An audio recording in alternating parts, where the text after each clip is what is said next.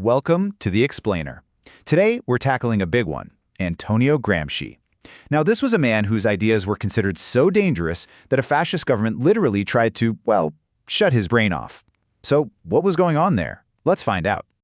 So, picture this. It's 1928, Rome. Antonio Gramsci, one of the founders of Italy's Communist Party, is on trial. He's been arrested by Mussolini's regime. And the prosecutor, he gets up and says this, just chillin'.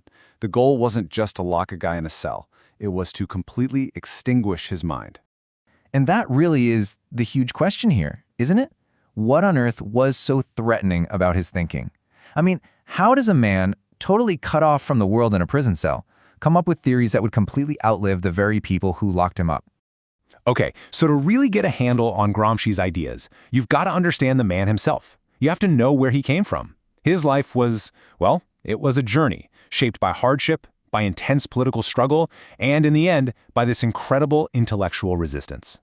I mean, his life was just forged in struggle from the very beginning. He was born in Sardinia in 1891, and right away he's dealing with poverty, with chronic illness. Then in 1911, he moves to the industrial city of Turin, and that's what really radicalizes him. By 1921, he's a co-founder of the Communist Party of Italy. But, you know, this activism puts him on a direct collision course with Mussolini's rising fascist regime. He gets arrested in 1926, and for the next 10 years, even as his health is just collapsing, he writes and writes and writes. He fills thousands of pages that we now know as his prison notebooks. He dies in 1937. The prison physically broke him for sure, but his ideas, they were just about to break free.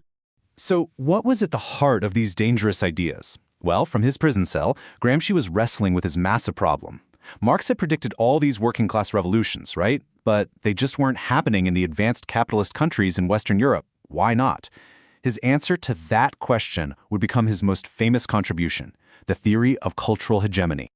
See, Gramsci realized that power wasn't just about soldiers marching in the streets or police with batons. In a lot of these stable capitalist societies, the ruling class held onto its power with something way more subtle.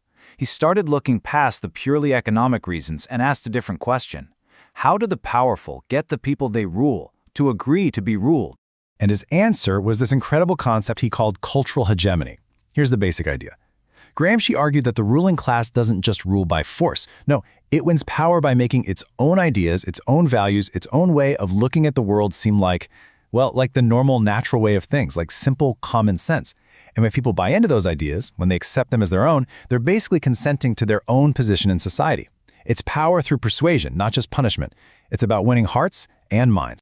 To explain this, Gramsci kind of broke the state down into two arms. First, you've got what he called political society. This is the obvious stuff, right? Power through force, the government, the army, the police. This is the state's big stick. But then there's the second arm. And for Gramsci, this was the really important one in the West, civil society. And this is the area where consent is created, where it's manufactured. So, what exactly is civil society? Well, it's this whole network of institutions that we often think of as private, separate from the government. We're talking about schools, which shape how we see the world from a young age. We're talking about religious institutions, which give us our moral frameworks, the media, which tells us what's important and what's not, even things like trade unions and the family unit itself. For Gramsci, these are the cultural battlegrounds, the trenches where the fight for what we call common sense is either won or lost. But here's the thing. Gramsci wasn't just a theorist sitting in an ivory tower or, well, a prison cell. He wasn't just interested in diagnosing the problem. He was a revolutionary, and he wanted a solution. He thought, okay, if the ruling class is waging a war for hearts and minds, then anyone who wants to challenge them has to do the exact same thing. And that meant a totally new kind of strategy was needed. He drew this contrast between a war of maneuver, a direct frontal attack on the state like the 1917 Russian Revolution, and what he called a war of position. He argued that in the West, where you have this really strong, thick web of civil society, you couldn't just storm the palace and call it a day. No, you had to wage a long, slow, patient struggle inside all those cultural institutions. It's a battle to build a new common sense, a counter-hegemony. So who's going to lead this war of position? Well, Gramsci said it wouldn't be your traditional detached academics. He called for something different, organic intellectuals. These are the thinkers, the organizers, the leaders who come up from within the working class itself. Their job isn't to parachute in with some grand theory. It's to listen, to articulate the feelings and experiences that ordinary people already have, and then help shape those feelings into a new, coherent, and critical way of seeing the world. And this all brings us to Gramsci's incredible and kind of ironic legacy. The fascist regime, they definitely succeeded in destroying his body, but they failed spectacularly in their mission to stop his brain from functioning. In a weird way, by locking him up, they created the perfect conditions for him to do his most profound work. Just think about it. From that prison cell with a censor looking over his shoulder, Gramsci wrote over 3,000 pages of history, philosophy, and cultural analysis. These writings, which we know as the prison notebooks, had to be smuggled out of Italy, and they would go on to become some of the most important texts in all of 20th century political theory. Just incredible. And his influence today? It's just immense. You can't really study political science or cultural studies without bumping into his concept of hegemony. In education theory, people are still using his ideas to explore how schools shape our common sense. In post-colonial studies, his work helps give a voice to marginalized groups. His ideas are still absolutely central to how we think about the deep, deep connections between power, culture, and social change. So it all comes full circle, doesn't it? That prosecutor at his trial, he wanted to silence Gramsci for 20 years. But instead, by imprisoning him, the regime accidentally created a legacy that is now echoed for nearly a century. His ideas have profoundly shaped our world, long, long after his jailers have turned to dust. So really, the biggest takeaway from all of Gramsci's work is this challenge for us to be critical thinkers. He's constantly pushing us to question the things we just take for granted. So the next time you hear an idea that's presented as just obvious or natural or simple common sense, it's worth asking Gramsci's question, who benefits from me thinking this is normal? Hey everyone, and welcome. Today, we're tackling a really big idea, one that helps explain the invisible rules that guide our society. It's called cultural hegemony. We're going to explore the hidden forces that shape how we think and act, often without us even realizing it's happening. So let me ask you something right off the bat. Have you ever stopped to wonder why we all follow so many rules we never actually signed up for? Why do certain ideas just feel like common sense? That right there, that's the core puzzle we're going to unpack today. So to get to the bottom of these invisible rules, we actually have to go back in time to solve a major historical puzzle. It's all about a revolution that was supposed to happen, but then, well, it just didn't. Okay, so picture this. It's the mid-1800s. The thinker Karl Marx makes this huge prediction.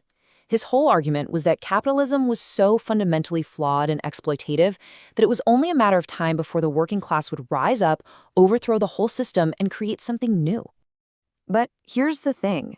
Decades went by, and that massive revolution he predicted, it never really happened. At least not in the big, advanced capitalist countries in Western Europe. Things stayed surprisingly stable. And this left a huge puzzle for the thinkers who came after Marx. If the system was so broken, why wasn't it breaking?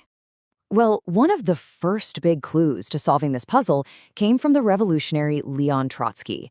He noticed something really interesting, that workers weren't just being held down by force. They had actually started to adopt the culture, the values, and the habits of the ruling class.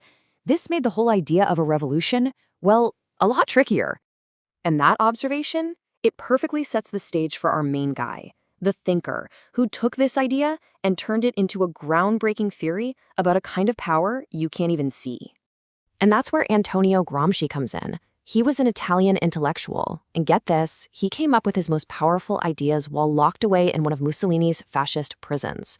It was from there that he really dug into this question of stability and developed a whole new way of understanding how power really works. So what did he come up with? It's this core concept, cultural hegemony. Gramsci's big idea was this. The ruling class doesn't just rule with an iron fist. Their real, lasting power comes from shaping the entire culture of a society. The beliefs, the values, the morals, until their way of seeing the world becomes our way of seeing the world. It just feels like common sense. And this is a perfect way to see the difference. Okay, so on one hand, you've got rule by force. Think police, military, pure domination. You obey because you're scared. But on the other hand, you have hegemony, or rule by consent. This is totally different. It's about persuasion. It's about making the system feel so natural, so right, that you just go along with it. You're consenting. not being forced. Okay, so if it's not just about brute force, how does this actually work? How is this common sense created and maintained? You can almost think of it like society's operating system, just humming along quietly in the background. Well, a philosopher who came after Gramsci, Louis Althusser, actually gave these tools a pretty fancy name: ideological state apparatuses. It's a mouthful, I know, but it basically just means the institutions in society that spread the dominant ideas. And here's what he was talking about. It's not just one thing. It's this whole web of institutions. The schools we go to, they teach us a certain version of history and what's important. The family unit often reinforces specific roles. The media we consume every single day shapes how we view the world. Even things like sports or art can push certain ideas about what it means to be successful.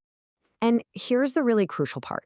None of these places are neutral. They are the battlegrounds where the dominant way of thinking is constantly reinforced, making any other way of thinking seem, weird or maybe even a little bit dangerous. But Gramsci wasn't just about pointing out the problem. He was a revolutionary, right? He wanted a solution. So if the real fight is for hearts and minds, how do you actually win a war of ideas? For him, the path forward was crystal clear. Real lasting change doesn't start by storming the palace. It has to start by fighting on the battlefield of culture and ideas. You first have to challenge the old common sense and build a new one. He actually broke this whole strategy down into 2 big steps, like a game plan. First comes what he called the war of position. And only after you start winning that can you move on to the second phase, the war of maneuver, which is the more direct political fight. So that first step, the war of position, that's the long game. This isn't a quick fight. This is the slow, grinding work of building an entirely new culture from the ground up. New ideas, new art, new ways of relating to each other to create a new common sense that can actually compete with the dominant one. So who's going to lead this charge? Well, Gramsci said it would take a whole new type of intellectual. He wasn't talking about professors in ivory towers. No, he was talking about permanent persuaders, people from the working class who are also organizers, deeply involved in the practical, everyday struggle of life. And this idea, it was hugely influential. Years later, in the 1960s, a German student leader famously called this strategy the Long March through the institutions. And that's exactly what it sounds like, slowly winning the battle for hearts and minds inside these powerful places, like schools, the media, and the courts. All right, so let's bring this all back to us, right here, right now. Why should we care about this theory cooked up in a prison cell 100 years ago? How can we spot this invisible power in our own lives? Well, the thing is, understanding cultural hegemony is like getting a new pair of glasses. It helps you see the hidden wiring of society, the subtle stuff that's not about laws or police, but that really shapes our choices in our world. At the end of the day, this whole idea is really just an invitation to get curious. It's a reminder to stop and ask ourselves, is this way of doing things actually natural? Or did we all just sort of agree to it at some point? And maybe it's time to ask who it really benefits. So I'm going to leave you with a final thought to chew on.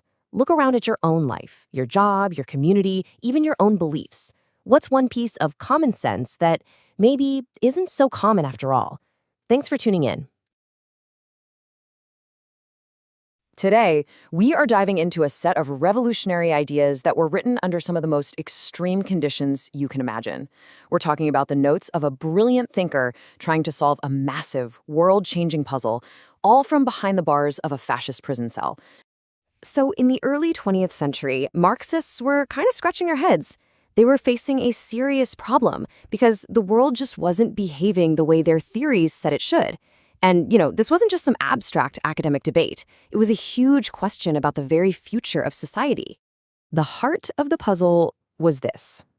Karl Marx had predicted that as capitalism got more and more advanced, it would basically create the conditions for its own downfall, which would then lead to a socialist revolution. But by the 1920s, especially in the most advanced capitalist countries in Western Europe, well, it just wasn't happening. The revolution that was supposed to be inevitable was completely MIA. In fact, the complete opposite seemed to be happening. Capitalism wasn't just hanging on, it was adapting, it was getting stronger. And in countries like Italy, when economic crisis hit, you didn't get a workers' revolution, you got the rise of fascism. The old theories just couldn't explain this. Something new was needed. And the thinker who came up with one of the most powerful answers to this puzzle, well, he didn't do it from a cozy university library or a political office. He did it from the harsh, brutal isolation of a prison cell. So, meet our intellectual detective, Antonio Gramsci. He was a founder of the Italian Communist Party, one of the sharpest political minds of his generation, and the work he did would literally change how we think about power. In 1926, Mussolini's government had Gramsci arrested, even though he had parliamentary immunity. After a total sham trial, he was sentenced to 20 years. The prosecutor famously said, "We must stop this brain from functioning for 20 years." But here's the thing. Despite terrible prison conditions and his health failing, Gramsci did the exact opposite. Starting in 1929, he began to write. And write he did. I mean, over the next several years, he filled more than 30 notebooks with tiny, careful script, covering everything from history and philosophy to culture and political strategy. All told, he produced over 3,000 pages of pure analysis. It was just this monumental act of intellectual resistance. So what was the big idea? What was the key that unlocked this whole puzzle of why capitalism was so resilient? Well, Gramsci developed a truly groundbreaking concept that we still talk about all the time today: cultural hegemony. Gramsci argued that the ruling class doesn't just stay in power using brute force. They do it through culture. Hegemony is what happens when the beliefs and values of the ruling class become so widespread that they're just seen as common sense by everyone, including the people who are being ruled. It's power that works by getting your consent, not just by forcing you to obey. Gramsci saw the modern state as having like two arms. On one hand, you've got the obvious stuff, direct rule through force. He called this political society. We're talking about the police, the army, the courts. But on the other hand, you have leadership that works through consent, and that's hegemony. This is where the real cultural battle is fought. And you can see these ideas mapped out right across society. The political society is the state, the government, the army, the prisons. But that whole realm of consent, what he called civil society, that's where hegemony is built. And this includes everything: the families, schools, churches, the media, popular culture, all the institutions that shape how we think and make the way things are feel totally normal. And here's the real kicker. When hegemony is working, the working class actually starts to believe that its own interests are the same as the ruling class's interests. People actively consent to the system. They help keep it going because they believe its values are just, well, natural, normal, the only way things can be. But Gramsci was very clear. Consent is always, always backed up by force. He argued that when a crisis hits, when people stop agreeing to be ruled, that's when the state shows its true colors. The masks of consent slip off, and that coercive power, the fist of force from the police and the military, is always there, waiting to restore order. Okay, so if the problem is this deeply embedded cultural common sense, how on earth do you fight it? This is where Gramsci proposed a whole new kind of strategy, one designed for the complex societies of the West. He made a distinction between two kinds of struggle: a war of movement, that's a quick, direct attack on the state, kind of like the storming of the Winter Palace in Russia. But he said that in the West, where you have this thick, complex civil society, that's just not going to work. Instead, he called for a war of position. Think of it like trench warfare, a slow, long-term struggle to challenge the dominant culture and build a new, alternative common sense inside those very institutions of civil society. So what this really means is that the fight isn't just about grabbing political power. It's about winning hearts and minds first. It means the working class has to build its own culture, its own worldview, its own institutions. And to do that, you need a whole new kind of leader. And this is where one of Gramsci's most famous ideas comes in: organic intellectuals. He said that everyone is an intellectual, but not everyone has that social function. So unlike traditional intellectuals, who are often separate from the masses, organic intellectuals come from the working class itself. Their job is to give voice to the experiences and feelings of the people, to help them understand their world critically, and to lead this long, long war of position. Gramsci never survived his prison sentence. He died shortly after he was released. But those 3,000 pages that were smuggled out of his cell, they have had a massive, lasting impact on how we understand the world. So, what was his biggest contribution? He gave us a much more subtle, more sophisticated way to think about power. He pushed back against the idea that everything is just about economics. He showed us that culture and ideas are absolutely central to keeping control. He revealed that power isn't always a hammer. Sometimes it's just the common sense that makes you think the nail deserves to be hit. And because of those incredibly powerful insights, the prison notebooks are still essential reading. His ideas on hegemony, on civil society, on the role of intellectuals, they continue to shape all kinds of fields, giving us a critical lens to understand the complex dance between culture, power, and society. Which really leaves us with one final thought. Gramsci's work kind of invites us to look at our own lives and ask a pretty tough question. What ideas do we just accept as natural or normal? What parts of our so-called common sense might actually be propping up a system of power that we don't even really see?